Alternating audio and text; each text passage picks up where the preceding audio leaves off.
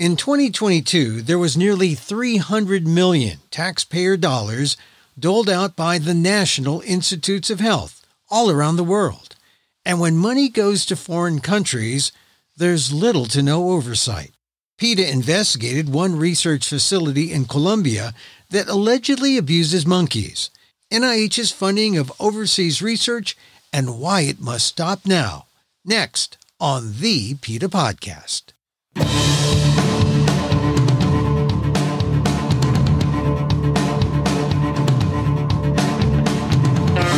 Welcome to the PETA Podcast. I'm Emil Guillermo, your host for this inside look at animal rights, brought to you by PETA, the largest animal rights organization in the world. On today's episode, in Colombia, South America, Caucaseco Scientific Research Center has been funded by the U.S.'s National Institutes of Health with more than $17 million. To do what exactly?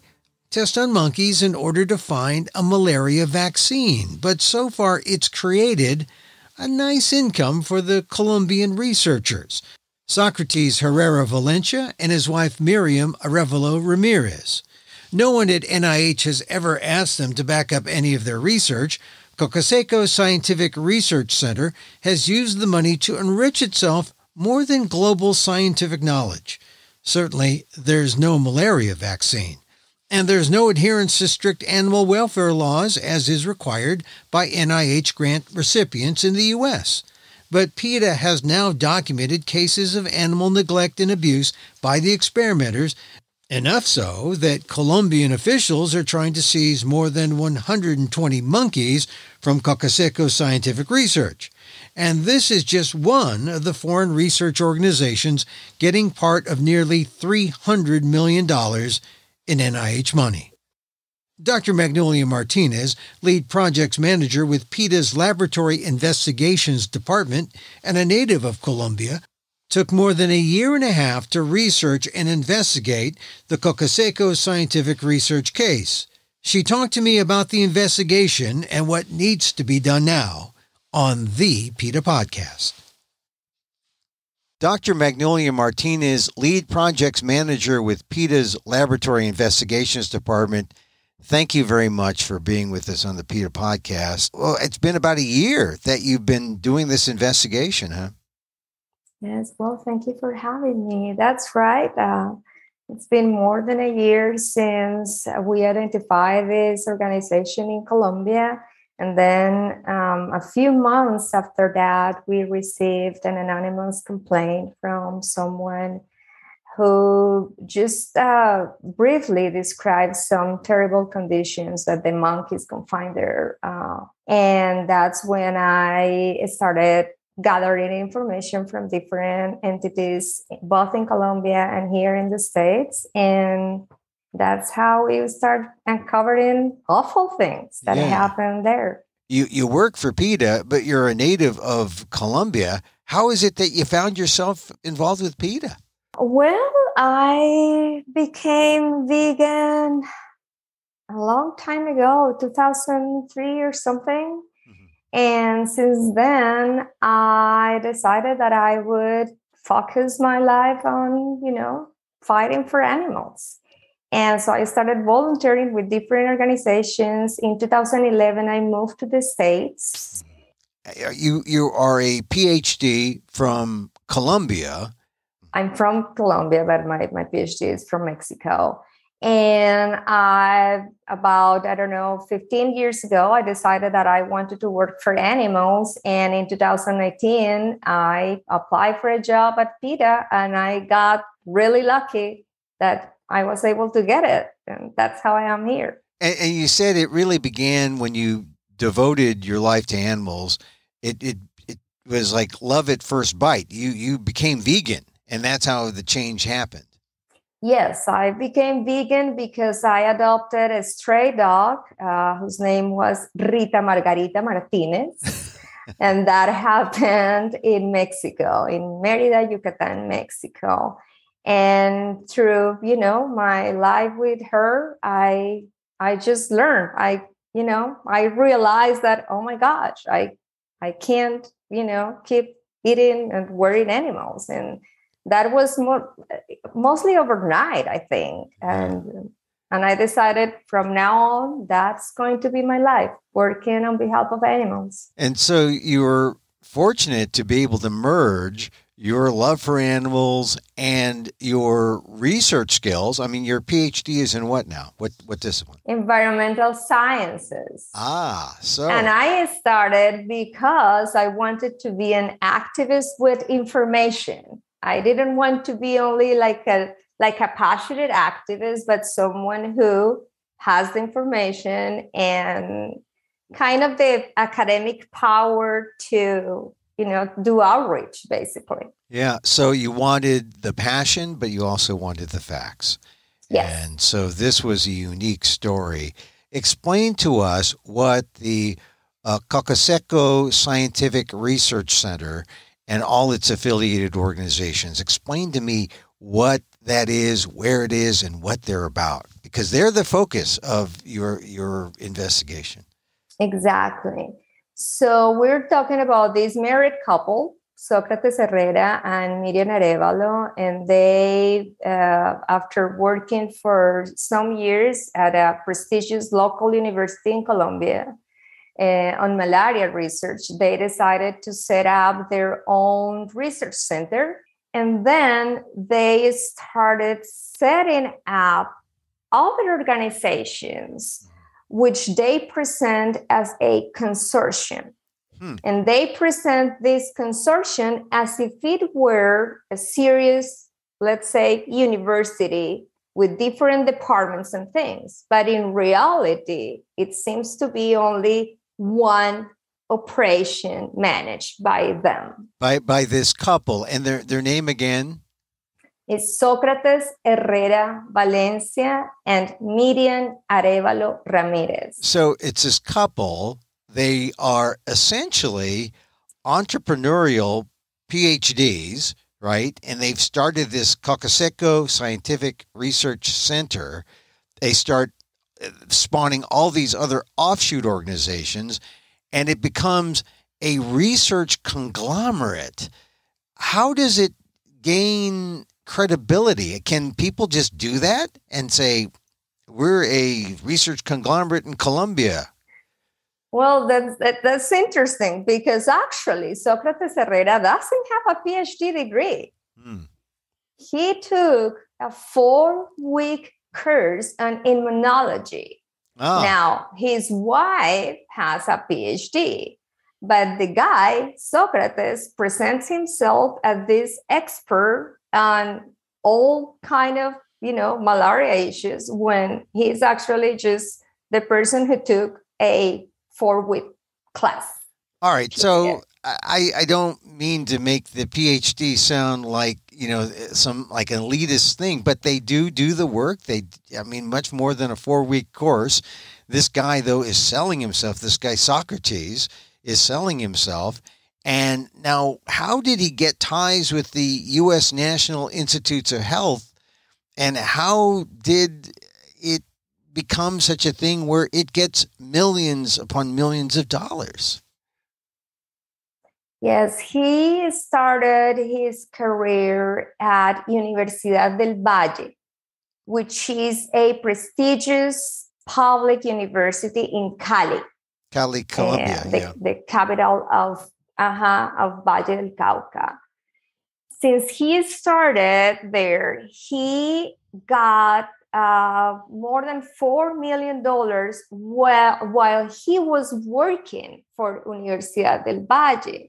So that set him up, let's say, for success with the NIH, because he was supported by this public, serious institution, right? It was the same with his wife. His wife retired from that university. She retired in 2018. Socrates left the university, apparently under not very clear situation, in 2012. After that, after he left Universidad del Valle, so he started applying for grants under his own organizations. So that's how he got it. And once he got the first grant, it's just a matter of repeating the same project, like getting more money.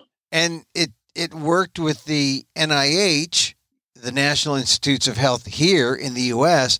How many millions of dollars has NIH funded this group? So far, more than 17 million. 17 million. Okay. And so how did it come to the attention that something might be wrong with that 17 million of funding coming from the U.S. National Institutes of Health to this Colombian-based organization? Part of the information we uncovered was an inspection report from a regional environmental agency in Cali. They inspected this place in November 2021.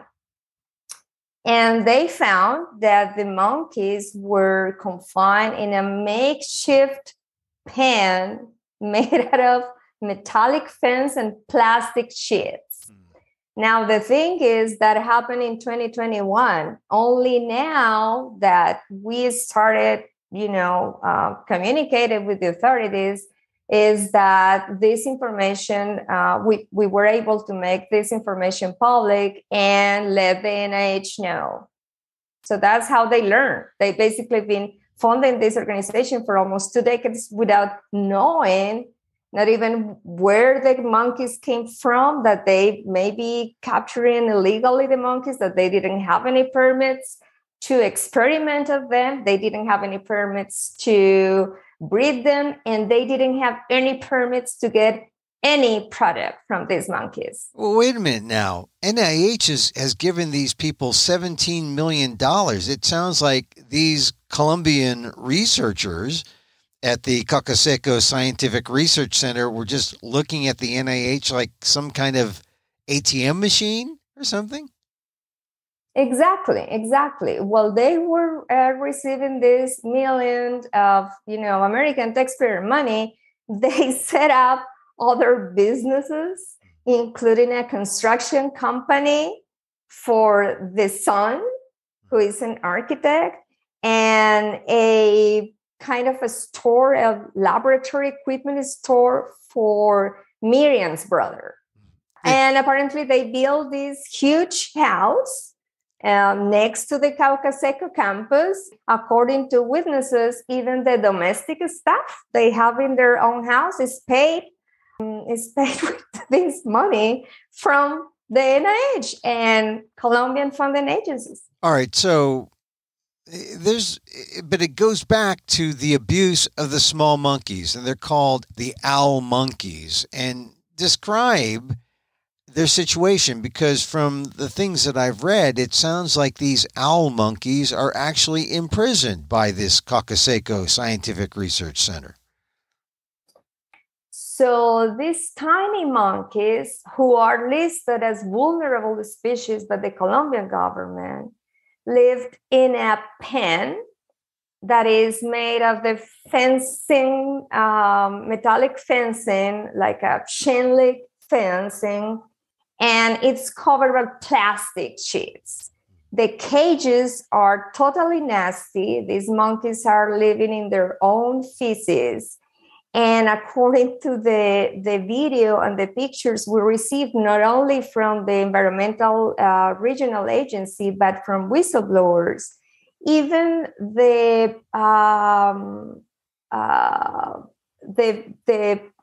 containers where their food is, and the water containers are soda bottles. Emil, they are used soda, like you can see the Coke label in the bottle with these, monkeys are receiving the water from. You can see the fungus. You can see even on the plastic sheets that are like on what would be like the roof of this place. You can see things that appear to be dead animals. They have even a stove connected through bamboo, like a bamboo tree, like a piece of a bamboo tree, and it's connected to the quote unquote ceiling of this place. In other words, the conditions are unsanitary and totally dangerous. And what kind of results can these people obtain from any experiment performed with animals confined in these horrendous conditions? And yet, that's the assumption that they are storing or they're housing these animals for research. What does the NIH say? And did they know anything about the conditions that the animals were in for this research that they're funding, to the tune of millions of dollars? Well, the NIH heard about this findings in December 21st, and the Office for Animal Welfare within the NIH already replied to us saying that this information is under review. By now, they have Caucaseco has 2 grants with the National Institute of Allergy and Infectious Diseases. One of them, its budget was renewed on November 1st. The second one should have been renewed on January 1st. By now, if you check the database now, that second grant is not listed anymore. So we want to think that someone within the NIH thought, okay, let's take this information into consideration and perhaps review something, and let's not list that second grant on the website yet, but we are still waiting for confirmation that they are not going to renew that grant and that they are cancel the other one that was just recently renewed in November. What does this say about the kind of oversight that NIH has on the projects that they fund internationally, like this one in Colombia? It appears as if they haven't no oversight at all. That's the big problem here, Neil. All the organizations within the United States that receive money from the NIH are required to self-report any violations to the guidelines to use animals in laboratories. They are also inspected at least once a year by the USDA, the Department of Agriculture. That happens in the United States. All the organizations outside the United States that receive money from the NIH have no requirements at all. They sign a paper, literally. They sign a paper saying, yes, we are going to follow the rules. Yes, we are going to, meet all the requirements from your guidelines, and that's it. There are no oversight at all. And it could also mean that, if they do no research or if it's bad research, they don't really care, it sounds like, at NIH. They just give the money and whatever happens, happens. That's sort of what it sounds like. Exactly. Anything that they report to the NIH, right now, there are no actions at all from the NIH to confirm that information is true. That what they said that the experiments they performed, the way they did it, and the results they got are true. The NIH really doesn't bother. It's like, okay, I received the report and we received the application again. Let's renew the grant. Let's give more money. But they really don't care about what's going on. And so this would appear to be a waste of money in terms of U.S. taxpayer dollars through NIH to this Colombian research organization.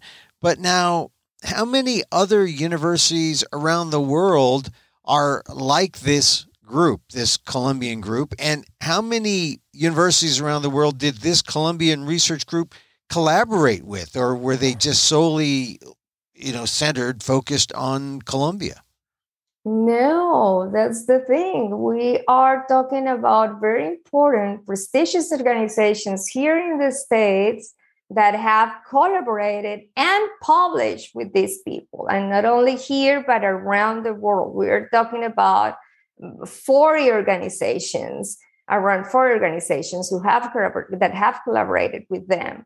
And we're talking about almost 800 institutions outside the United States that receive money from the NIH. We're talking about more than 287 million in the past fiscal year.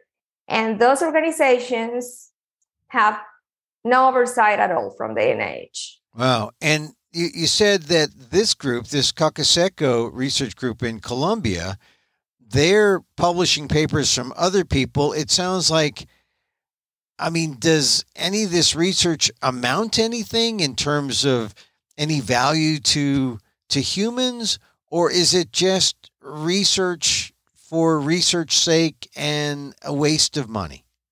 It's totally a waste of money. They are supposed to they were set up to create a malaria vaccine that doesn't exist. And the way for them to keep receiving money is to prove, quote unquote, prove that they are doing something. And the way to prove in this, experimenters world is to publish. So if the information they publish is true or isn't, no one really is paying attention to that. The goal is to publish. And who pays attention to the monkeys that they research on? Exactly. No one is doing their job. Just the environmental agency that knew the terrible conditions more than a year ago, just now is trying to take custody of these monkeys, as we speak. Well, what did the people at Caucaseco Scientific Research Center at Colombia say to the stories that have come out because of your investigation, and what have they said to you? Have they said anything like, "Oh no, you're just wrong about your assumptions or your assessments about our experiments"? What do they say? They have said nothing to me directly. Herrera released a statement to the reporter who tried to interview him, a reporter from the New York Post, and there he said that yes, that he's open to any to more oversight, that is all for transparency in research, and that the NIH that he is almost like he has the freedom to pay to his staff like much less money that he said he would in the grant applications, because not all the staff is really qualified to do their job, so he can pay them less. So he is just continuing on saying that, well, I'm funded by NIH and he's getting credibility from other organizations that publish with him, and only PETA and through its investigation. But there now are other people who are questioning how good this or how valuable this Caucaseco Scientific Research Center is. Tell me about the different investigations now that have been launched in Colombia. Yes, there are 3 different investigations going on. We have the Office of the Attorney General investigating them for crimes against the emotional and physical health of the monkeys.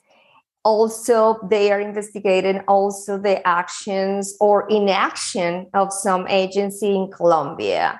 The second investigation has been launched by the Regional Environmental Agency.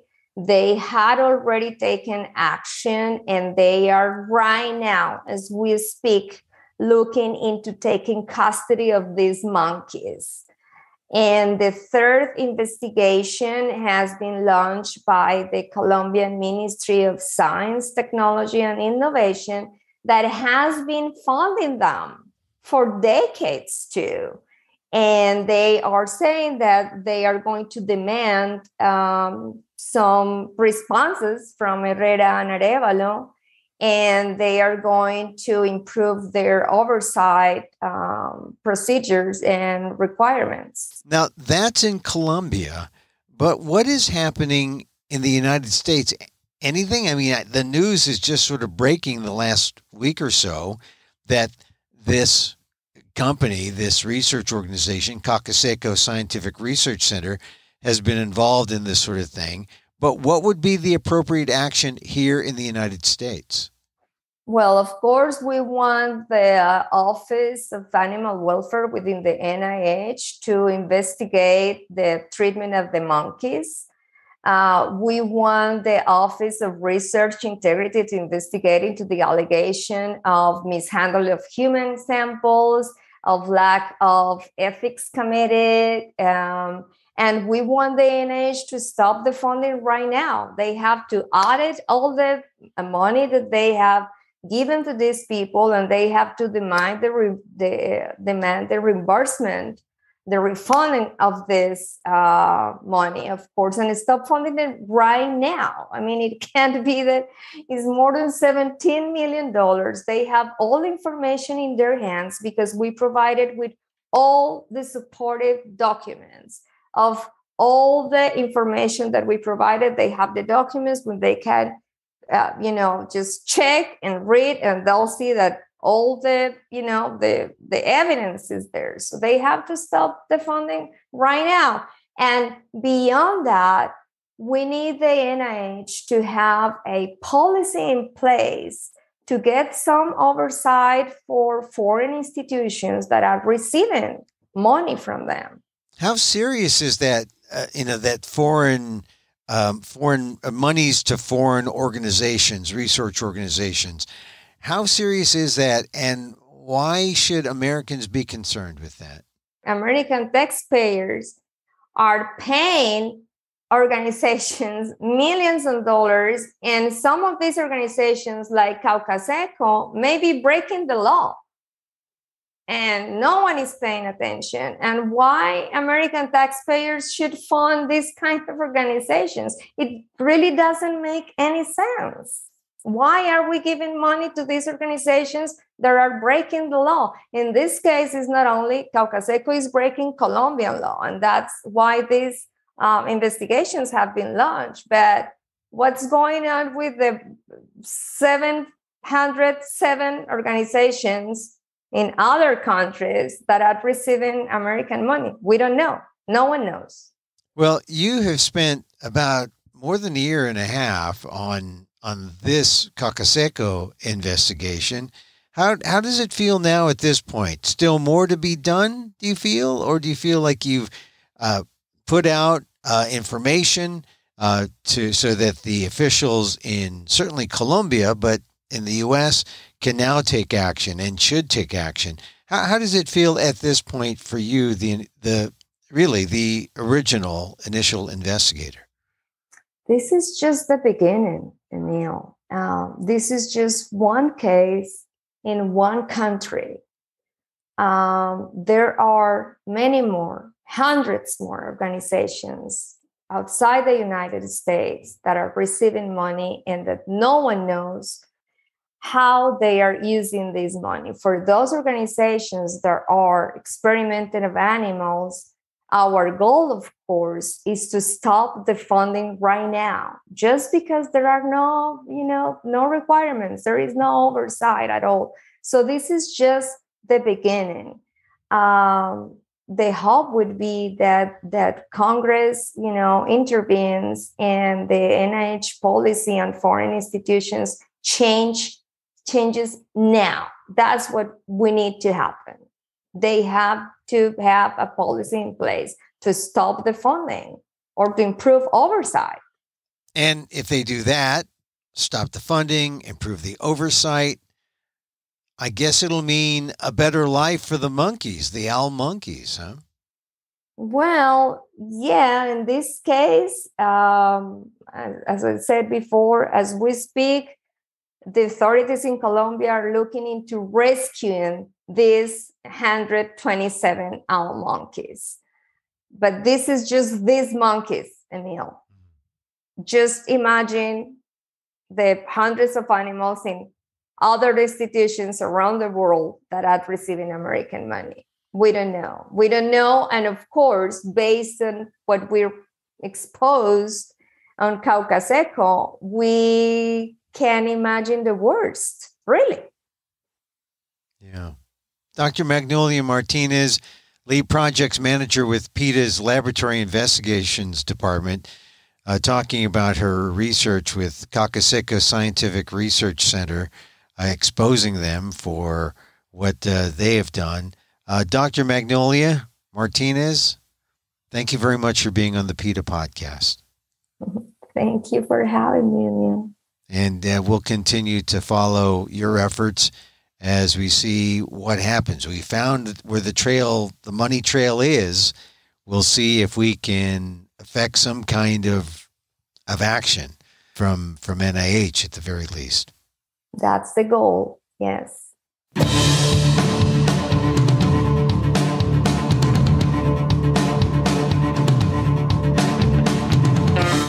Dr. Magnolia Martinez, lead projects manager with PETA's Laboratory Investigations Department and a native of Colombia.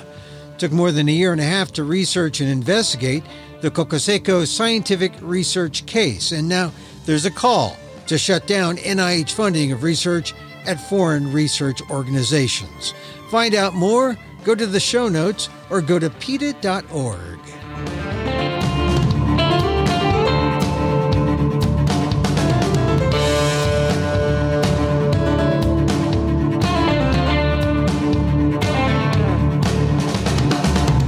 And that's our show for today. Thank you for listening. Don't forget to send the link of this show to your friends. Tell them you liked the PETA podcast. You can contact us at PETA.org. You can find me on Twitter at Emil Amok, EMIL-AMOK, or see my vlog at amok.com, or see my work at ALDEF, the Asian American Legal Defense and Education Fund. That's ALDEF, AALDEF.org/blog. Once again, thank you for listening. Check out all our episodes on your favorite podcast app or on Apple Podcasts, where you can subscribe to, as well as rate and review the show. It helps get the word out about the issues you care about. Our music is provided by Carbon Works. Check them out on YouTube. And join us again next time for more insight into animal rights and the fight for a cruelty-free world on the PETA Podcast. I'm Emil Guillermo.